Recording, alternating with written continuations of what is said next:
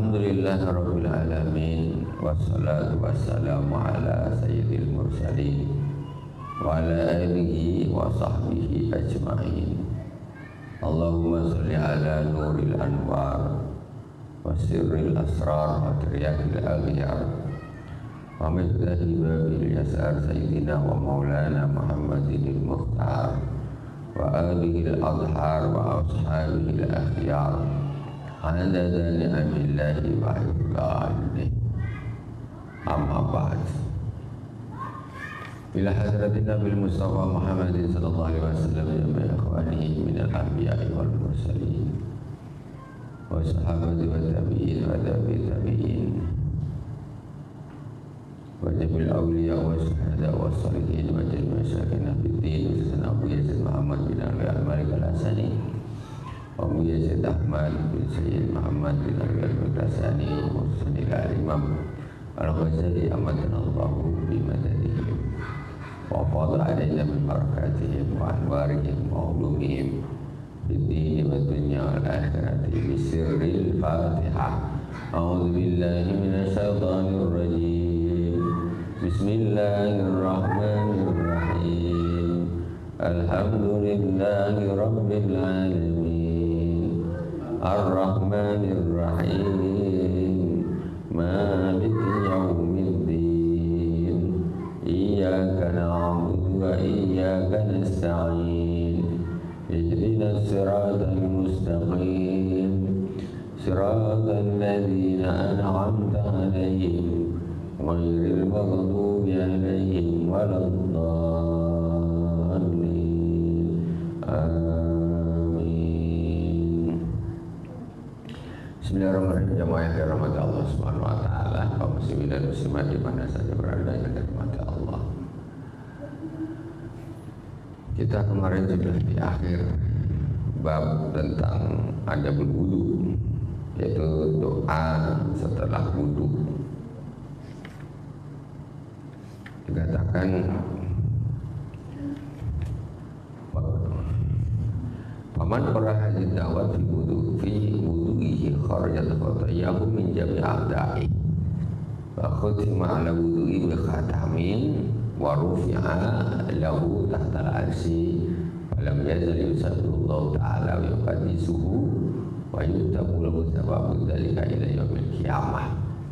Jadi orang wudu semua kemudian ditutup dengan doa kepada asyhadu an la ilaha illallah wa asyhadu anna muhammadar rasulullah, maka keluarlah dosa-dosa dari anggota wudunya, ya, dari anggota badannya. Dan pada biasa yusabbihullah, kemudian wa rufi'a lahu tahtal arsy falam yazal yusabbihullah wa yuqaddisuhu wa yutabu lahu sababu dzalika ila yaumil qiyamah. Kemudian wudunya diterima oleh Allah Subhanahu wa taala, ya, diangkat ke arsy dan selalu wudu itu bertasbih kepada Allah Subhanahu wa taala sampai hari kiamat. Kemudian kita yang terakhir yaitu kemakruhan di dalam berwudu. Makruhnya wajtanib fi wudu'ika sab'an, jauhi dari wudu'mu 7 perkara. Ini yang makruh, ya. Makruh ini tidak membatalkan, dia cuma makruh.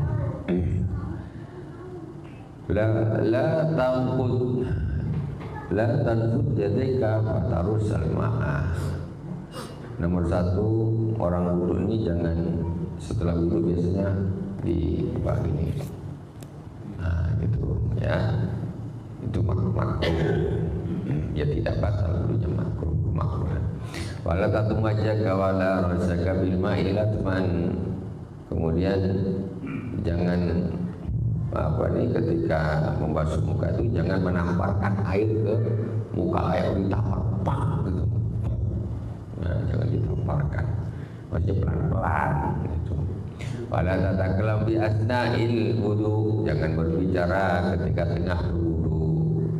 Makruh. Kalau bicara ya tidak batal gitu. Orang wudu kok sambil ngomong wudunya sah. Ini kan hukum 7 perkara yang makruh. Ya, makruh berarti tidak membatalkan wudu. Ya. Yang bagus ya jangan berbicara. Itu umpamanya kalau berbicara dia tetap sah. Nah, cuman tidak bagus, kurang bagus. Wala tajid bil ghusli ala 3 marrat, jangan menambah basuhan lebih dari 3 kali. Ya, lebih dari 3 hukumnya makruh. Wala tuksir sabbal ma, jangan banyak-banyak menyiramkan air. Min ghairi hajatin bi mujaratil waswasati, ya tanpa ada hajat. Ya cuman bukan tangannya bawahnya buang najisnya aja, najisnya tidak.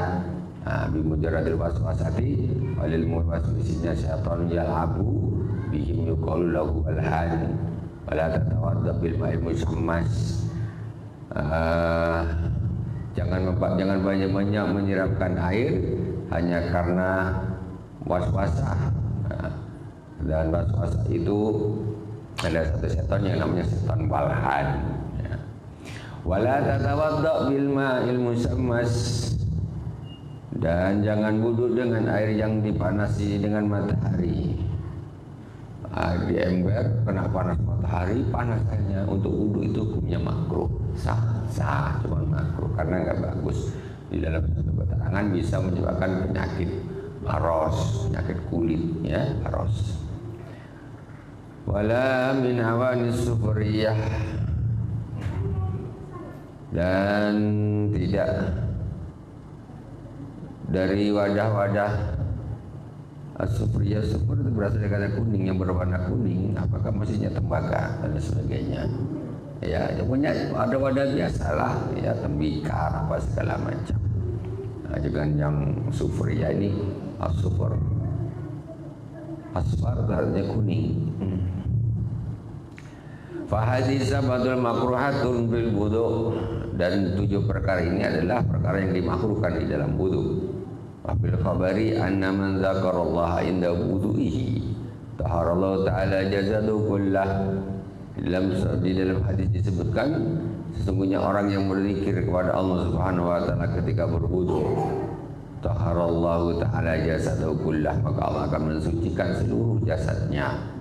Wa man lam yadhkurillaha lam yadhhar minhu illa ma sawabahul ma. Barang siapa yang tidak berzikir ketika sedang berwudu, maka Allah tidak mensucikan dari badannya kecuali apa yang terkena air saja. Nah gitu. Kalau sambil zikir yang sudah kita kemarin itu kita lewati, itu Allah akan mensucikan seluruh jasadnya, disucikan, dibersihkan oleh Allah Subhanahu wa taala. Kalau tidak murni basuh aja, tak ada zikirnya, itu Allah cuma membersihkan, mensucikan apa yang terkena air wudu saja. Jadi tentu berbeda lah. Orang berzikir dengan tak berzikir tentu beda. Tak mungkin sama, ya. Tak mungkin sama. Orang duduk yang satu diam, ngelamun, yang satu duduk tapi dia berzikir, tentu beda. Tak mungkin sama lah. Nah, wa alaisa lil insani illa ma sa'a. Jadi setiap orang itu ya apa yang dia dapat, ya apa yang dia lakukan. Nah, kalau dia tak lakukan, dia tak dapat. Kalau dia mau dapat, dia dilakukan. Kejahatan juga sebaliknya begitu. Kalau dia lakukan, dia yang kena dosanya. Kalau dia tak mau kena, ya jangan melakukan. Bab berikutnya adabul ghusli, adab mandi. Sekarang adab mandi. Mandi wajib maksudnya nih, mandi janabah. Mandi wajib atau mandi besar atau mandi janabah. Fa idza asabatka janabatun min ihtilamin aw wiqa'in fahmilil ina'a ilal mughtasal. Ketika engkau terkena janabah sebabkan mimpi ataupun melakukan hubungan badan, fahmil al-ina'a ilal mughtasal, maka bawalah wadah air ke tempat mandi. Waksil yadaika awalan salatan, seperti wudu, tanganmu dibasuh dulu. Tangannya jangan dicelup aja langsung ke dalam. Ya. Tangannya dicelup, dibasahin dulu, dicuci dulu di luar wadahnya 3 kali. Wa azil ma ala badanika minal qadar, Pertama yang dilakukan orang yang nak mandi wajib itu apa? Bersihkan najis yang ada di badan dulu. Najisnya yang ada di badan itu bersihkan dulu, ya. Ya, najisnya dibersihkan. Kemudian watawadda, ini menurut SOP sunnah, ya, sunnahnya macam ini.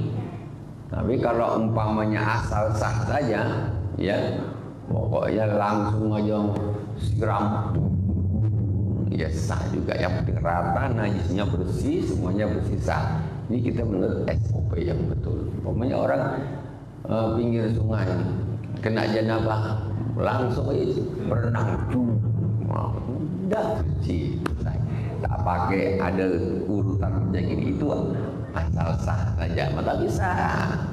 Tapi kan kita perlu belajar SOP yang betul menurut sunnah macam mana, gitu kan, supaya kita ini tahu. Jadi berdasarkan ini sunnahnya, pertama ya tangannya cuci dulu, kemudian badan bersihkan dulu dari najis. Dah bersih, wudu. Kama sabaka wa tawadda kama sabaka fi wudu'ika lis-salati ma'a jami' da'awat. Wudulah seperti yang telah lalu ketika wudu'mu untuk sholat dengan semua doa-doanya. Wa akhir ghusla wa akhir ghusla rijlaika kaila yadi al-ma'. Dan akhirkan membasuh kakimu. Jadi wudhu semua, dah, tinggal kaki belum. Nanti ketika mandi itu sudah selesai, baru kaki dibasuh. Nah, jadi wudhunya ini tinggalkan kakinya aja yang belum. Boleh, tak ada masalah. Ya, wudhu kan di sini tidak wajib, tawali enggak wajib. Langsung ini enggak wajib, itu sunnah. Ini pun sunnahnya Rasulullah nih. Jadi wudhu tinggalkan kaki, jangan basuh dulu. Wa idza faragta minal wudhu fasubbil ma'a ala ra'sika thalathan. Dah selesai wudhu, kemudian siramlah kepalamu 3 kali. Kepala dulu. Maka ada kemarin saya adalah istilahnya di keterangan apa nih di medsos itu kan, kalau orang mandi katanya jangan kepala dulu, kaki dulu, tangan dulu. Ini yang katanya ada kasus orang kepala dulu terus pingsan. Saya nggak percaya, saya tidak percaya. Ya. Kita tuh justru kalau nggak kepala dulu, ini sejuknya justru luar biasa. Maksudnya nih, saya tidak percaya karena sunnahnya Rasul ini disuruh kepala dulu. Kok dia bilang kaki dulu terus kepala terakhir? Kalau kemarin ada kasus itu paling 1 orang itu aja, bukan alasannya, saya tentukan itu sebabnya. Kok bisa dia bilang jangan langsung kepala, nanti terkena begini nanti bisa. Itu memang kejadian orang itu tertentu, entah alasannya apa, entah dia sakit apa. Saya begitu ada keterangan itu, saya tidak percaya sama sekali, karena saya tetap lebih percaya kepada Rasulullah. Rasulullah ini mukjizat. Ketika Rasul mempraktekkan kepala dulu, nah, pasti ada masalahnya. Coba abang mandi, ya, dari bawah dulu, pas sejuk nih, dari bawah dulu. Apa dari kalau kepala dulu? Kalau dari bawah dulu memang sejuknya luar biasa. Kalau kepala nih dia lebih hangat gitu maksudnya. Tidak terkejut. Kalau kaki apa itu kejut betul sejuknya. Wallahualam. Tapi yang jelas menurut sunnah itu kepala dulu 3 kali, ya, bukan kaki dulu. Nah, itu tuntunan orang-orang tuh dari ujung dari kaki dulu, ke tangan dulu, naik ke atas, menggigil lah, tumbang juga akhirnya.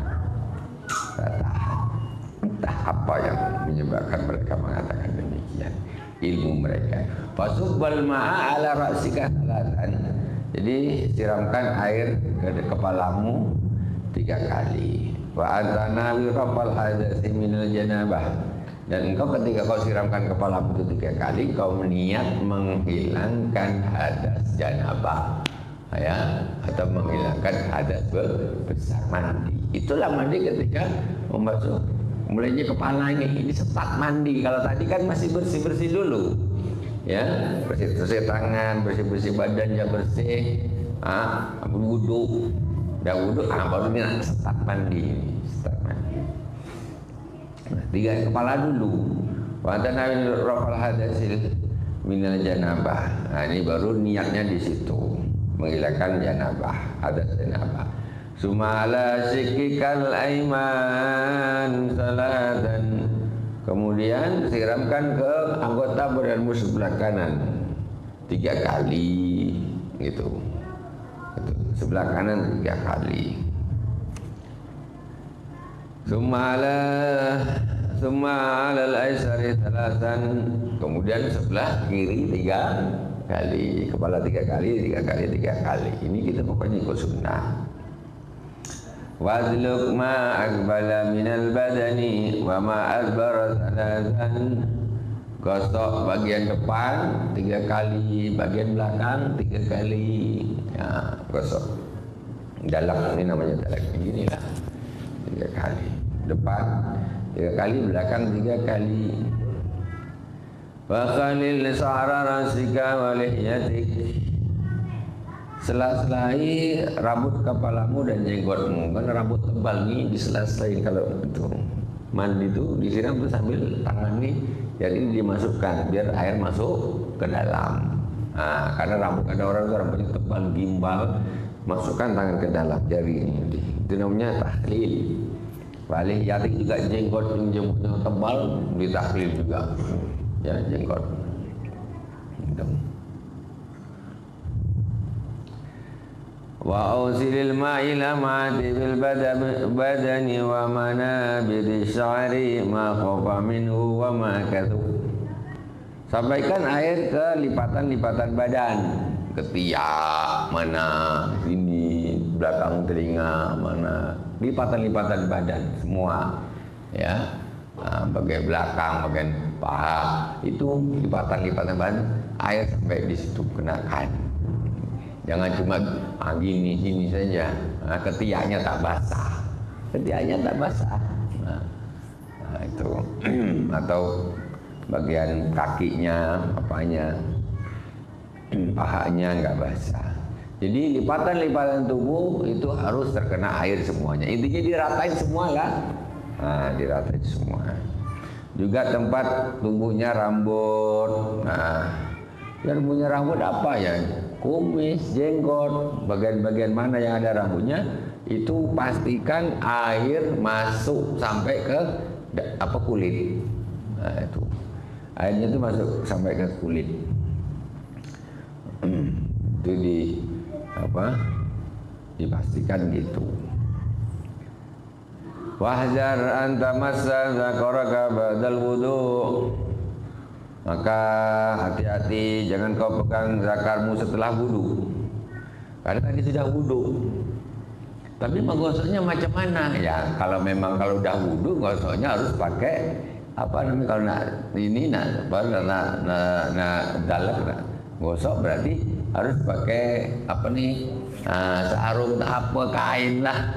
Kalau tanpa alas dia akan batal wudunya, nanti harus wudu lagi gitu. Ya kan? Nah, ini syaratnya gitu. Orang yang wudu dulu sebelum mandi, syaratnya dia tidak melakukan hal-hal yang membatalkan wudu ketika dia waktu mandi. Apa tuh memegang kemaluan atau pokoknya kok buang angin tengah-tengah mandi, buang angin otomatis batal lah. Habis itu harus wudu lagi gitu. Nah, jadi itu begitu. Jadi wahdzar antama sazakaraka ba'dal wudu. Fa in hasabadu yaduka fa'idil wudu. Kalau tanganmu terpegang, maka wudunya ulangin. Nah, kalau terpegang pula atau terlupa terpegang, ulangin wudunya. Memang tadi sudah wudu, ulangin wudunya. Fal faridatu min jumlati dzalika kulli an-niyyah wa izalatun najasah. Jadi dari semua urutan mandi tadi di atas tuh, yang fardu ini yang mana? Yang pertama niat itu fardu. Yang kedua izalatun najis, menghilangkan najis itu hukumnya fardu. Jadi jangan mandi, selesai mandi masih ada najisnya, nggak sah mandinya. Ya, mandi itu kan membersihkan. Kamu mandi wajib, Kata setelah mandi wajib kok masih ada najisnya di badanmu, berarti nggak sah mandinya. Gitu. Ya. Jadi izalatun najasah itu menjadi rukun wajib ketika mandi wajib. Makanya sebelum mulai tadi pertama tuh cuci tangan-tangan, bersihkan dulu najis-najisnya. Biar kalau kadang-kadang orang nih kalau karena mungkin ya di tempat kita ini karena banyak air. Kalau di Mekah ini zaman dulu kan susah. Jadi dipilih-pilih itu yang najis-najisnya dibuang dulu. Udah bersih semua baru tinggal mandi, sekedar mensucikan istilahnya tuh, melewatkan air. Kalau kita kan pakai sirang gitu. Yang penting jadi maksudnya apa? Menghilangkan najis itu hukumnya fardu di dalam mandi wajib. Jangan habis mandi masih nampak ada najis. Nah itu berarti mandinya tak sah. Wasiabul badani bil ghusli. Kemudian yang ketiga meratani badan dengan air. Itu jadi 3. Niat 1 menghilangkan hadas besar atau janabah. Yang kedua yaitu menghilangkan najis. Yang ketiga meratakan air. Ini 3. Ini ya. Rata tok begitu habis mandi, ini dikasih itu loh masih ada apa najisnya umpamanya, nggak sah ya. Nah itu. Jadi bukan cuma rata saja, tapi intinya menghilangkan najis. Setelah itu rata. Wa fardul wudu'i ghuslul wajhi. Fardunya wudu yang pertama yaitu fardunya wudu ghuslul wajhi, membasuh muka, wal yadaini dan 2 tangan. Ini tertibnya Imam Ghazali membuat dia tidak seperti kitab fikih pada umumnya. Rukun wudu apa? Pertama niat, membasuh tangan, membasuh muka, membasuh tangan, mengusap. Tertibnya gitu. Kalau Imam Ghazali dia tertibnya berdasarkan kejadian, nuntun orang betul. Nah, macam mandi itu tadi kan. Nah, dia berdasarkan kejadian, basuh tangan dulu, ya, bersihkan najis. Terus kepala siram 3 kali, belah kanan, belah kiri, gosok depan, gosok belakang. Nah, baru diterangkan. Itu semuanya yang fardunya niat. Yang terus menghilangkan najis, kemudian meratakan air. Kalau di fikih yang total asli kan dia modelnya rukun wudu apa? Nomor 1 niat, nomor 2 meratakan air ke seluruh badan, istiqbal ma bil badan. Seperti itu. Kalau ini beliau berdasarkan apa tuntunan kejadian. Ma'al mirfaqaini ghuslul wajhi wal yadaini ma'al mirfaqaini, membasuh muka, membasuh 2 tangan dan sampai ke siku, wa masuk ba'dir ra'si, mengusap sebagian kepala. Ini karena ini Imam Ghazali ini mazhab Syafi'i ya. Jadi ikut Imam Syafi'i mengusap sebagian kepala. Kalau Imam Abu Hanifah dia rubur ra's ya. Rubur ra's itu 1/4 kepala, karena Rasulullah pernah wudu dia pakai imamah macam gini, wudu, terus tangannya Rasulullah ini dimasukkan ke bawah imamah gini, set ke bawah. Ini diperkirakan 1/4 kepala. Tapi kemudian Rasulullah mengusap imamahnya ini lagi. Makanya kalau Imam Malik berpendapat itu wajib semua. Lalu ini kepalanya masih diusap lagi. Kalau di Imam Syafi'i sedikit aja, secara lambat pun sah. Di situ perbedaan pendapat para ulama. Dasarnya Imam Syafi'i wamsahu bi ru'usikum wa idza qumtum ila sholati faghsilu wujuhakum wa aydiyakum ilal marafiqi wamsahu bi ru'usikum. Itu Imam Syafi'i mengatakan banyak ditabai. Ditabai itu artinya sebagian. Sebagian itu ya sedikit pun sebagian juga. Ini roti besar, cubit sedikit ini kan sebagian roti juga, separuh pun sebagian, separuh tapi pun sebagian juga.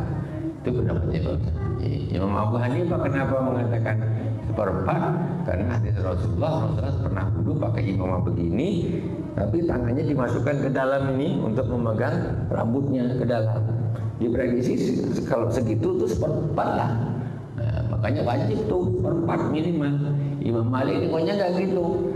Imam Malik dia memang begitu jangan, tapi kan Imam Rasulullah kan terus mengusap semuanya lagi. Setelah itu tetap ini diusap semuanya juga. Nah, disitulah kenapa para ulama berbeda pendapat. Semuanya ada dalilnya. Kadang dalilnya itu kan sama, cuma cara mereka cara berpikir mengambil hukumnya itu yang berbeda. Akhirnya jatuhnya menjadi berbeda seperti itu. Semacam masalah batalnya wudhu karena bersentuhan dengan wanita, ya. Aula mastumun nisa, Al-Quran dalilnya, ya. Nah, Imam Syafi'i mengatakan kalau gitu bersentuhan dengan perempuan hukumnya batal. Kalau Imam Malik mengatakan aula mastumun nisa, itu bukan artinya bukan bersentuhan begini, lamas. Aula mastumun nisa itu artinya meraba, maksudnya nih dengan nafsu, gitu loh. Nah, artinya itu dengan nafsu. Kan beda kan, orang megang dengan nafsu dengan tak dengan nafsu itu beda. Kalau tak dengan nafsu tak batal kata Imam Syafi'i, Imam Malik. Kalau tak dengan nafsu tak batal, kalau dengan nafsu baru batal. Kalau Imam Syafi'i pokoknya nafsu tak nafsu, aula mastumun nisa itu hukumnya batal. Imam Abu Hanifah mengatakan itu aula mastumun nisa itu bukan artinya memegang, itu adalah bahasa kiasan dari berhubungan badan. Karena Al-Quran ini kitab suci yang mulia, tidak vulgar. Nah, kata Imam Abu akhirnya tadi kalau bersentuhan saja nafsu gak batal. Yang membatalkan itu kalau melakukan hubungan badan. Ayatnya satu, hukumnya bisa jadi tiga berdasarkan dengan yaitu semuanya dari Allah Subhanahu wa Ta'ala. Nah itulah sampai sekarang. Tapi ada penguat-penguat yang lain. Imam Malik rahimahullah ta'ala mendapat, kalau menurut Imam Malik, beliau menguatkan dengan hadis Rasulullah SAW. Suatu malam Rasulullah sholat malam. Rumah Rasulullah itu kan kecil, tak macam rumah milik orang. Kecil rumah Rasulullah tuh. Di situ tempat tidur, di situ tempat sholat. Jadi Rasulullah nih sholat malam, Allahu Akbar. Jadi Sayyidah Aisyah nih karena kamarnya kecil, ya sholat di situ, tidur di Sayyidah Aisyah itu kakinya Sayyidah Aisyah ini melintang di tempat sujudnya Rasulullah, gitu, mengganggu tempat sujudnya Rasulullah. Bukannya oh ini Sayyidah Aisyah ini macam tak ada masa tidur dekat depan Nabi. Bukan, itu tempatnya kecil ada. Akhirnya namanya orang itu kan kadang bergerak. Nah, ini kan akhirnya sama Rasulullah pada waktu itu disingkirkan dari kakinya, dipegang, disingkirkan. Dan Rasulullah sholat. Nah, itu menunjukkan kata Rasulullah, kata Imam Malik itu menunjukkan tidak batal tanpa nafsu. Itulah perbedaan pendapat antara para ulama. Akhirnya para ulama dengan pengikutnya masing-masing itu. Tinggal yang fanatik dengan yang tidak, itu aja besarnya. Dilanjutkan.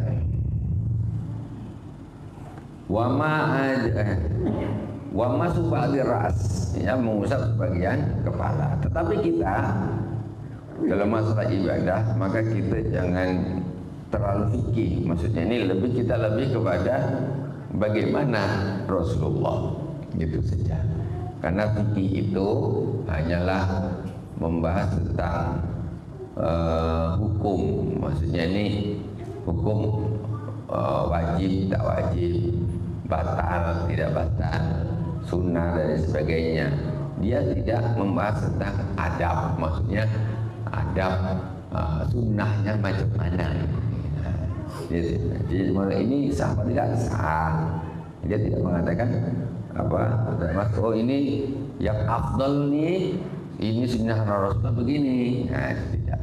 Jadi kita lebih kepada Jangan terperosok kepada ini kita sikit aja tak apa-apa kok. Ini kan tak wajib ini tidak, tapi ibadahnya Rasulullah macam mana gitu. Semacam mengusap kepala. Terlepas dari perbedaan, ada yang mengatakan sikit pun sah, seperempat, ada yang mengatakan semua. Sekarang bagaimana realitanya Rasulullah kalau wudhu? Itu aja. Rasulullah kalau wudhu ya mengusap seluruh kepalanya.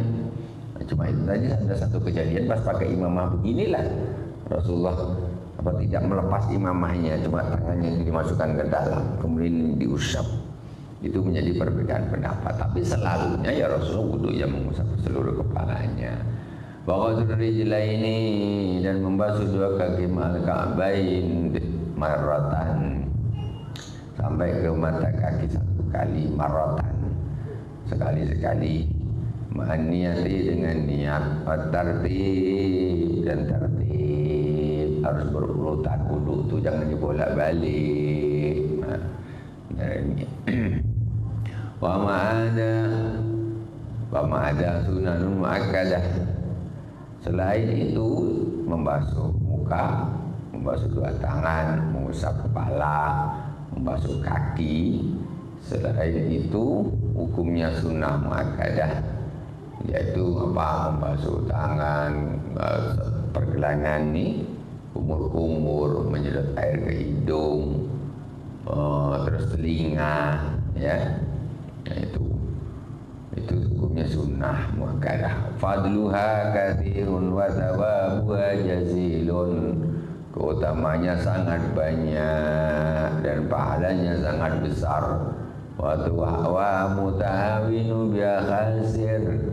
Orang yang tidak mementingkannya akan menjadi orang yang rugi. Aku mau yang fardu-fardu aja, ngapain ya? Tidak kumur-kumur, tak nyedot air ke hidung, tidak ada doa-doanya tak dibaca, terus telinga tidak juga, dan lain sebagainya lah, sunah-sunahnya tak dipakai lah. Itu nanti dia akan menjadi orang yang rugi. Iyalah, kenapa tak rugi? Apa istilahnya orang kita, orang jual beli ini kalau ada bonusnya tentu ngambil bonusnya, ini dia tidak mau. Bal huwa bi aslil faraidi mukhatirun fa inna nawafil jawabir lil faraid. Karena apa? Ketika orang mengambil yang fardu-fardunya saja, dikhawatirkan yang fardu yang dia lakukan itu nanti ada cacatnya gitu. Ketika dia tidak sekalian melakukan yang sunnah, cacat ini tadi tidak bisa ditambal. Dia kupas pokoknya fardu-fardu, ternyata ada cacatnya, kekurangannya, jadi tak ada yang untuk nambal. Tapi kalau dia yang sunnah juga dilakukan semuanya, ternyata ya ada kekurangan di dalam yang fardu, itu bisa ditambal dengan kesunahan-kesunahan yang dia lakukan itu tadi. Fa inna wafila jawabir lil faraid, karena yang sunnah-sunnah itu bisa menjadi penambal yang fardu-fardu. Adabut tayammum. Kita masuk di bab tayammum.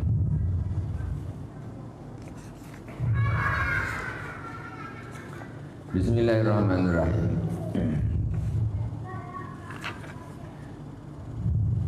Fa in ajasta an istimalil ma' li faqdihi ba'da talab aw li udhin min maradin aw li mani'in min al-wusuli ilayhi min sab'in aw habsin aw kana al-maw hadiru tataju ilayhi li'atashik aw ansira biqi aw kana mulkan li ghairi wa lam yabi illa bi aktsara min sawil misli. Bab tayammum.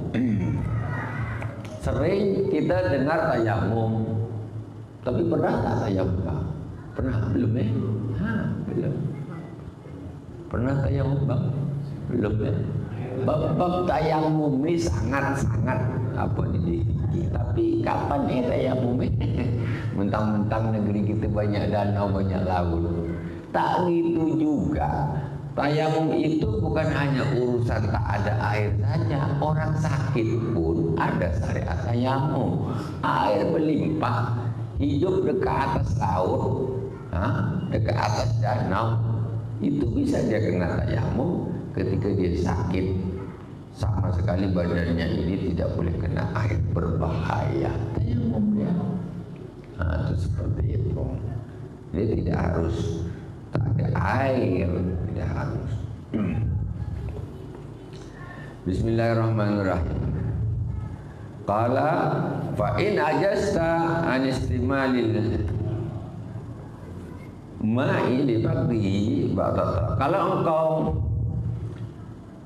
tidak bisa menggunakan air karena tak ada air setelah mencari air itu, saya pernah waktu itu sekitar berapa ya, 2 tahun atau 3 tahun yang lalu, udah lupa lah. Jadi ada anak SMP gitu ya, ya pas ngobrol-ngobrol gini ternyata dia kalau sholat duhur tuh tayamum di sekolah tuh. Kenapa nak tayamum? Katanya air mati, katanya air tuh mati di sekolah, jadi dia tayamum lah, kan sholat duhur itu. Ini masalah. Jadi yang dimaksud tak ada air itu yang macam mana gitu loh. Apakah rumah komplek A air mati, ya tak ada air, berarti orang kompleks itu tayamum gitu. Ini sekarang SMP itu tak ada air mati air, jadi tayamum air tak ada, macam mana? Air di tempat SMP tak ada, kau nyebrang segitu ada masjid, air banyak, apa pula kau tayamum? Jadi air yang tak ada air itu harus dicari ya dengan masafah perjalanan, satu perjalanan yang apa nih ada ukurannya yang mendetailnya itu, apakah masafah kasar atau kurang dari itu, dikira ke sana sekian kilo tak ada, karena sana sekian kilo tak ada, sana sekian kilo tak ada, sana sekian kilo tak ada, baru tayamum. Bukan rumah sebelah masih ada di tayamum. Ini salah pendapat seperti ini. Tapi namanya orang tak paham. Sekarang di balai, macam mana nak tayamum? Air mati, kampung sini lah, anggaplah sini Meral mati. Nak tayamum, tengok apa benda. Kau pergi ke danau, masih banyak air. Telepon lori apa tangki datang. Nak tayamum apa lagi? Kalau duit tak ada lain boleh, tapi masih ada danau Sentani, masih ada laut sini. Laut Sungai Raya pun banyak. Macam mana ya bu? Dekat air saja tempat kita ni. Jadi susah.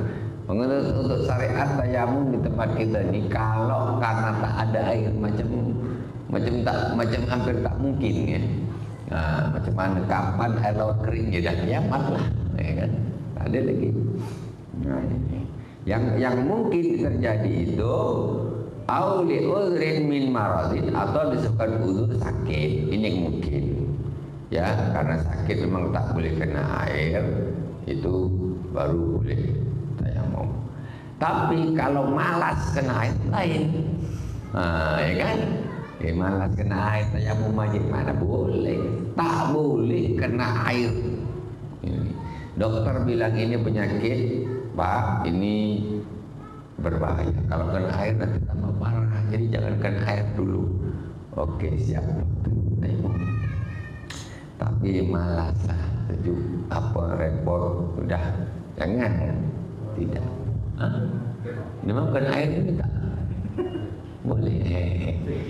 Sejuk aja ya. Sejuk pakai air hangatlah. Kalau ini kita kan karena kita ini bukan jatuh sini. Tapi yang kita dulu itu kita hindari luka, tapi yang lain kena yang lukanya tak basah itu boleh. Itu nanti namanya, itu di dalam kitab fikih namanya Sahibul Jabir atau Ashabul Jabirah. Itu ada sendiri itu hukumnya. Tak susah. Kalau perban itu ada di tempat berwudu, itu wudu seperti biasa. Ini kita tak kenakan air, cuma kita usap aja perbannya. Perban itu pun tak boleh sebesar-besar sangat, yang dibutuhkan aja. Ini yang kecil tapi perbannya besar, ya tidak gitu pas-pas. Jadi yang lain itu dibatas seperti biasa. Setelah itu selesai, ya diganti dengan tayamum. Maksudnya ini tayamum syariatnya. Jadi tayamumnya muka nggak ke sini. Tayamumnya tidak ke sini. Tapi ke muka seperti tayamumnya ke muka seperti biasa begini. Nah, tayamumnya seperti biasa. Nah, ini kalau kena pas di sini ya kena lah dia kan tayamumnya. Itu begitu caranya. Dan sebetulnya ya memang ya enggak kalau menurut fikih memang ya pendapat tuh macam-macam ya, tapi yang termasuk hati-hati ya itu tadi, jangan cuma kita pakai tayamum tapi fikih itu pakai tayamum ya. Jadi tayamum itu digunakan untuk mengganti tempat yang tidak terkena air wudhu. Nah, itulah tayamumnya untuk mengganti itu. Jadi nanti ada pembahasan lagi ada sholat. Itu lebih itu lagi pembahasannya. Usulannya nanti diulangi kalau memang waktu ditempel ini dia tidak dalam keadaan punya wudhu dan lain sebagainya. Nah itu ada hukum-hukumnya tersendiri seperti itu. Tapi intinya ini pokoknya wudhu semua seperti biasa. Ini cuma diusap aja pakai air. Terus ada tayamum diganti dengan tayamum baru sholat. Itu tayamumnya di situ dipakai untuk menggantikan yang luka yang tidak terkena air. Tapi rata-rata kan nggak ada tayamum kan? Mana ada? Tidak ada. Nah yang secara fikih memang harus tayamum gitu ya. Bukan tayamum saja, tidak, wudhu seperti biasa. Yang ini tak kena air diusap ya, kemudian baru tayamum. Bukan tayamum tok ya tidak, wudhu tok ya tidak, gabung dua. Paham Bang ya? Digabung dua. Tayamumnya untuk apa? Untuk menambal nih yang tak kena air wudhu nih. Itu tayamumnya. Untuk menggantikan itu sehingga toharonya misalnya menjadi ya sempurna ya sebisanya semaksimal mungkinnya bisanya begitu sempurna. Wallahu a'lam. Kalau memang ada pendapat yang lebih ringan lagi wallahu a'lam ya mungkin ada kalau kita mau cari ya, tapi seapanya kita itu jarak itu begitu ya, karena mungkin pendapat-pendapat yang lain yang ringan-ringan yang perlu dicari bisa juga, tapi sementara yang kita pelajari itu seperti itu. Jadi kitab-kitab fikih seperti itu. Jadi tayamum Bang ya, pakai debu gini depan tangan terus lagi gini baru sholat. Bismillahirrahmanirrahim. Akanal maul hadiru Aulimani minal wuzuli ilaihi min sabu'in aw habasin, atau airnya ada cuma dia tak bisa nak ngambil karena ada binatang buas. Umpamanya nih zaman dulu lah, air ngambil di kolam, ngambil di sumur. Pada hari itu ada pula harimau parkir dekat sumur tuh. Macam mana kita nak ngambil ini? Waduh, salah balik tinggal separuh badan kan. Tak bisa aja gini dah. Azan tak bisa, ini dia tidur pula di situ sampai goyang. Dah tayamum sholat. Ya, tak ada tempat yang lain lagi. Contoh. Ataupun tentara, penjahat, perampok dikuasai dia air tuh.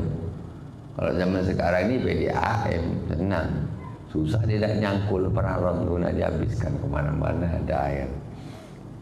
Nah tuh, au habsin, atau orang tuh di penjara, Pak izin Pak, saya nak keluar nak wudhu, tak boleh. Kau penjara kau nak minta izin pula keluar.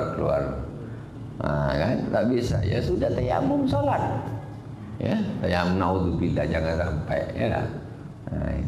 Ini akanal maul hadiru tahtaji ila atasik aw ansirafikik, ataupun ada air tapi cuma sedikit, hanya untuk pas untuk minum aja, pas haus nih. Kalau aku minum tak bisa wudhu, kalau aku wudhu tak bisa minum. Atau kawannya, ya. Au kana milkan li ghairika wa lam yabi illa bi aksara min samanil mithl. Wallahu subhanahu wa ta'ala alam. Kita sambung lagi nanti masalah bab tayamum ke depan. Ya, alhamdulillah rabbil alamin. Subhanakallahumma bihamdik asyhadu an la ilaha illa anta astaghfiruka wa atubu ilaik. Wa sallallahu ala sayyidina Muhammadin nabil ummi wa ala alihi wa sahbihi wa baraka wa sallam. Alhamdulillah rabbil alamin. Wassalamualaikum warahmatullahi wabarakatuh.